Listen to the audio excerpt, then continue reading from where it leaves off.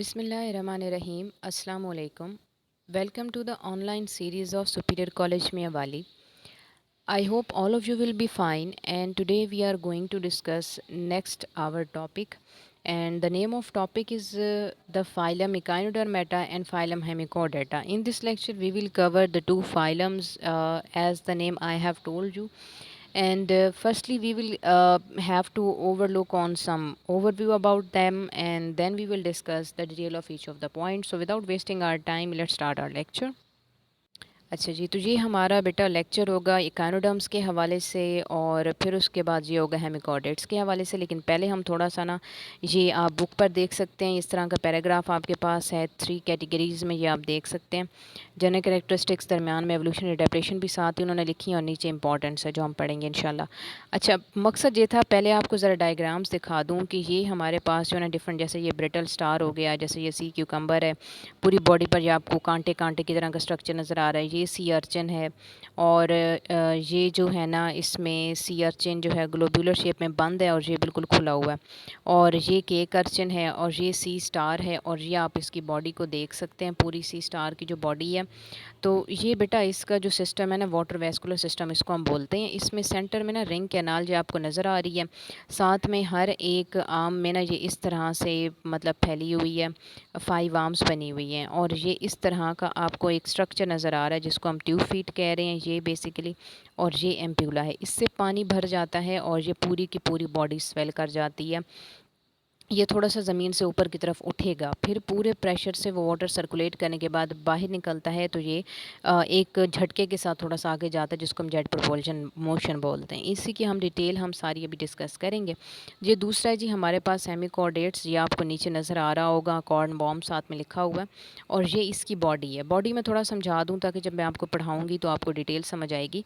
यहाँ पर है जी माउथ का स्ट्रक्चर, इससे निकलता है ये ना साथ में प्रोबिस्किस का स्टॉक अटैच है, और फिर यहाँ इस तरह का एक स्ट्रक्चर है। तो ये जो एक फिंगर लाइक स्ट्रक्चर है, इसको हम प्रोबिस्किस इसलिए बोलते हैं क्योंकि ये प्रोट्रूसिबल होता है, अंदर से बाहर की तरफ निकलता है। कोई भी फूड मटेरियल होगा उसके अपने ऊपर चिपकाएगा और वापस फूड माउथ के अंदर लेकर आएगा ताकि उसकी डाइजेशन हो सके। यहाँ पर जो है गिल्स को पोर करने के लिए एक स्ट्रक्चर मौजूद है, जहाँ पर आप देख सकते हैं कि ट्रंक है। बॉडी बेसिकली 3 पार्ट्स में डिवाइडेड होता है। एक को हम माउथ बोलते हैं, दूसरे को हम प्रोबिस्किस वाला पार्ट बोलते हैं, और तीसरे को हम ट्रंक का नाम देते हैं। सो ये दीज आर द 3 पार्ट्स। ये बेनोग्लॉसस, कैलोग्लॉसस आप देख सकते हैं पिक्चर में उन्होंने दिखाया है। अब हम अपने लेक्चर की तरफ चलते हैं ताकि हम अपने पॉइंट्स को डिस्कस करें विदाउट एनी डिले। ओके, सबसे पहले हमने कहा स्काइन जो है ना, जो इकाइनोडर्म्स होते हैं, these are spiny skinned animals. और बहुत important MCQ, these are exclusively marine, यानी कम्प्लीटली आपको यहाँ पे सारी मेरीन वैराइटीज़ मिलेंगी। कुछ बॉटम्स ऑफ सी शोर, यानी जो साहिल समुंदर जगह वहाँ पे चिपके हुए मिलते हैं, ये सीलोमेट्स हैं, और इसके ट्रिप्लोब्लास्टिक हैं, सीलोमेट्स हैं। एडल्ट जो है ना बेटा, ये इनके रेडियल सिमेट्री शो करते हैं, और लार्वा जो है बायलेटरल होते हैं। ये इनके ना बेसिकली अपनी लाइफस्टाइल के हवाले से होता है। जो एडल्ट होते हैं उनको रेडियल सिमेट्री इसलिए सूट करती है क्योंकि वो किसी न किसी चीज़ पर चिपके रहते हैं। सबस्ट्रेट बोलते हैं कोई भी हार्ड स्ट्रक्चर, उस पर चिपके रहेंगे तो सीडेंट्री या सेसाइल होते हैं। सेसाइल का मतलब है पूरी ज़िंदगी वैसे ही रहना, बिल्कुल मूव कर ना सकना। हाँ, पानी की वजह से ये मूव कर सकते हैं कि पानी बहुत प्रेशर से पड़े तो उसकी वजह से, बहाव की वजह से ये मूव कर सकते हैं। और सीडेंट्री का मतलब ये होता है कि जो है ना ऑर्गेनिज़म अगर ऐसा हो कि थोड़ा कभी कभी नुकसान अगर कोई पहुंचाना चाह रहा है, या कोई आसपास प्रीडेटर है, तो फिर ये थोड़ा बहुत मूव करे, वो भी पानी की ही वजह से, तो उसको हम सीडेंट्री बोलते हैं, या किसी भी और हार्ड स्ट्रक्चर की वजह से। एनीवेज, माउथ इनका एक तरफ होगा उसको आप ओरल बोलेंगे, और दूसरी तरफ एनस होगा तो उसको आप एबोरल बोलेंगे। बिल्कुल ऑपोजिट एंड पर, अगर एक एंड पर फॉर एग्जांपल ये माउथ था तो दूसरे एंड पर जो है ये इनस का स्ट्रक्चर होगा। और बॉडी पर बाहर स्पाइन्स होते हैं सारे, तो उनको स्पाइनी स्किन्ड एनिमल्स का आप नाम देते हैं। ये इनके कुछ मेन फीचर्स थे। साथ में हमने कहा फ्री लिविंग है, सबस्ट्रेटम के साथ अटैच रहेंगे। अच्छा, मज़े की बात यह है कि इनकी स्किन ना बड़ी डेलिकेट होती है, इसीलिए तो बाहर जो होते हैं ना स्पाइन्स अटैच्ड होती हैं इनकी प्रोटेक्शन के लिए, जिस वजह से इनको इकाइनोडर्म्स या स्पाइनी स्किन्ड एनिमल्स बोला जाता है। और एंडोस्केलेटन जो होता है ना इनका, उसी को हमने कहा कि स्पाइन्स वाला कैल्शियम कार्बोनेट वाला है।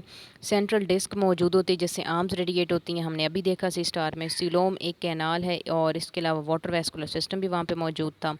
इसके अलावा ये होता है कि बेटा इनमें जो है सेक्सेस सेपरेट होते हैं, फर्टिलाइजेशन एक्सटर्नल होती है और इनका जो एडल्ट है वो तो ससाइल रेडियल सिमेट्री शो करता है, रीजनरेट कर सकता है। लार्वा मोटाइल होता है और मज़े की बात, इनमें दो तरह के लार्वा एग्जिस्ट करते हैं। अभी तक आपने जितने भी फाइलम्स को स्टडी आउट किया होगा आपने देखा होगा कि एक ही तो लार्वा होता है जो एडल्ट में कन्वर्ट हो रहा है। That was true. यहाँ पर दो लार्वा होते हैं। पहला जो होता है ना उसको बाइपिनेरिया का नाम दिया जाता है। वो कुछ टाइम पीरियड के बाद बड़ा हो जाता है तो उसको हम ब्रैकियोलेरिया बोलते हैं, यानी वो थोड़ा बड़ा हो जाता है। कॉम्प्लेक्स है, बायलेटरल सिमेट्री शो करेगा, रीजनरेट कर सकता है। और ऑटोटॉमी, ऑटोटॉमी का मतलब ये है कि कोई भी ऑर्गेनिज़म, ऑटोटॉमी ये यहाँ पे लिखा हुआ है कि कोई भी ऑर्गेनिज़म जब एक फ़िक्स बॉडी सेल टाइप है और हर एक जो बॉडी का ऑर्गन है वो भी फ़िक्स सेल टाइप है। यानी फॉर एग्जांपल मैं कहती हूँ कि हमारे पास सी स्टार है जो कि तकरीबन जो है ना 500 हम कहते हैं कि सेल्स से बना हुआ है, कि टोटल बॉडी में 500 सेल्स हैं और ये इस तरह से डिवाइडेड हैं कि हम कहते हैं कि 30 सेल्स इनके नर्वस सिस्टम के लिए हैं, 60 सेल्स इनके डाइजेस्टिव सिस्टम के लिए हैं और जो है ना 100 सेल्स इनकी स्किन बनाने के लिए हैं और 40 सेल्स जो हैं इनकी एक्सक्रीटरी स्ट्रक्चर्स बनाने के लिए हैं। तो मतलब इस तरह से जो है ना क्या होगा कि total cells of the body भी फिक्स है और हर एक नंबर भी ऑर्गन का जो है ना फिक्स है। इसको हम ऑटोटॉमी बोलते हैं, यानी हमें पता है कि उसमें कितने नंबर ऑफ सेल हैं और हर एक ऑर्गन के कितने नंबर ऑफ सेल हैं, तो इसको हम बोलते हैं। ठीक है। फिर उसके बाद बॉडी शेप डिफरेंट है, जैसे एक फ्लैट बास्केट की शेप होगी, बिल्कुल एक बिस्किट की तरह होगा वो, केक अर्चिन है। और सी स्टार फिश की तरह का होता है, स्टार फिश आपने देखी है अभी। ग्लोबुलर होगा सी अर्चिन, लॉन्ग स्टार होगा ब्रिटल स्टार और इलोंगेटेड सी अर्चिन होता है। लोकोमोशन बेटा ट्यूब फीट से ही करेंगे, एग्जाम्पल भी वही हैं, sea star, sea urchin, brittle star, cake urchin, sea cucumber वगैरह। फिर एवोल्यूशनरी अडेप्टेशन पर आते हैं तो पहली चीज़ के डाइजेस्टिव सिस्टम जो है ना एक्सियल होता है, जैसे हमारा है ना कि मतलब इसोफेगस से स्टार्ट होता है और एनस तक जाता है, रेक्टम तक, तो बिल्कुल इनका भी ऐसे ही है, यानी मेन बॉडी के एक्स में बिल्कुल सेंटर में है, तो इसलिए हम एक्सियल कह रहे हैं। और इनस में एबसेंट है, लेकिन हाँ ऑफियोराइटिस एक क्लास है इनकी जहाँ पर ना प्रेजेंट है।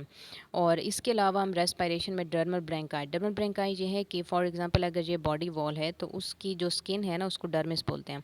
तो स्किन के ऊपर इस तरह के स्ट्रक्चर्स हैं जिनकी वजह से वाटर अंदर भी एंटर होता है, बाहर भी जा सकता है, तो इसको हम बोलते हैं डर्मल ब्रैंकाई, जो रेस्पिरेशन में बड़ा इंपॉर्टेंट रोल बोलते हैं, इंपॉर्टेंट रोल प्ले करते हैं।